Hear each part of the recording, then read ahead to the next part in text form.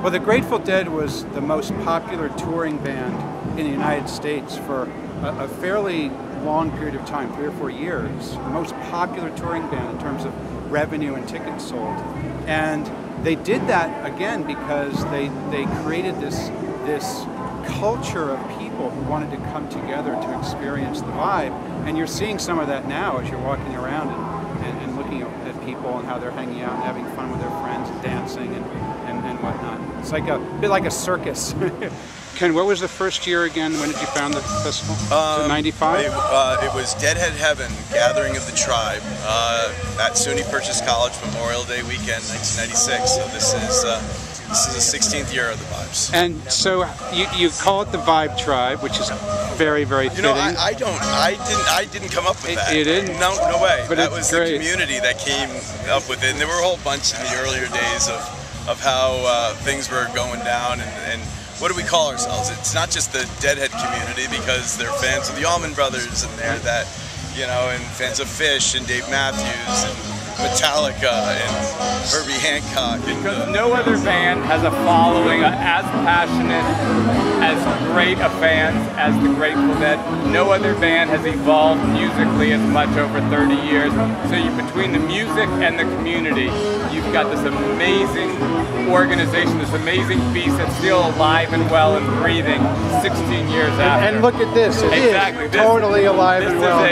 This is the testament that the fact that the band has stopped, the music will never stop. Do you think it's more than the music? I mean, clearly they developed a tribe of people, but there's other elements to bringing this together. Yeah, it's the fans. The fans are so committed. It's one of those things is once you get on the bus, fans always talk about what show did they get on the bus. Sometimes it's the first show, second or third show. But once you get it... Tim's getting on the bus today. Fantastic. Because once you're on, forget about it. You're on for life. I got on July 13th, 1984 and have not been able to get off. Yeah, I was 1979. They got to kick me off, right? Exactly. So it seems like this music is going to live on beyond us, beyond people like me who enjoy it and people like you who made it. Well, somehow it resonates with the younger generation and other people, and that's really gratifying. You know, you never can tell about that, but I know I bled over it, and creating it was a joy. Yeah. You know, and it's really, really cool to see people turned on to it and taking it beyond, you know, where we took it in another way. You know, I mean, you know, being the godfathers of it, you know, the creators of it, you can imagine how it feels. It's like, you know, it's like your children growing up and doing great things in the world and taking the music to the next generations. That's what it's all about. Yeah. What do you think of Vibes? You've been here a number of times. This is the one.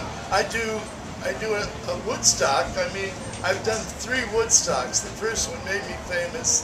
The second 2 got me paid.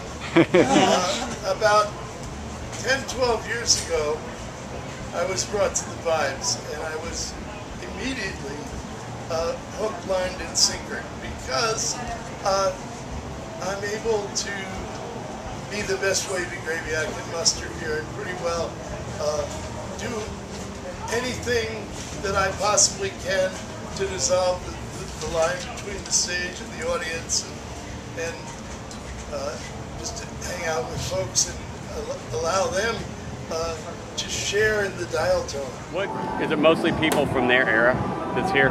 Oh no, gosh! I mean, there's people probably. I've seen some people who are probably in their 60s and 70s who may have seen the Dead in the early days.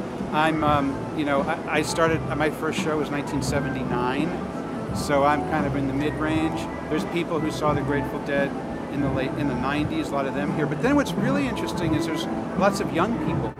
You know, teenagers who weren't even alive in some cases when the Grateful Dead was playing, and they're still, they're coming to the show. So there's a new generation that's coming into this music.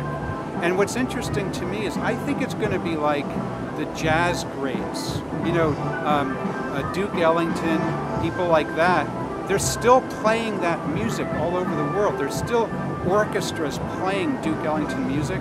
I think the same thing's going to be true of the Grateful Dead's music. There's going to be people playing this music 50 and even 100 years from now. I truly believe that because it's that timeless.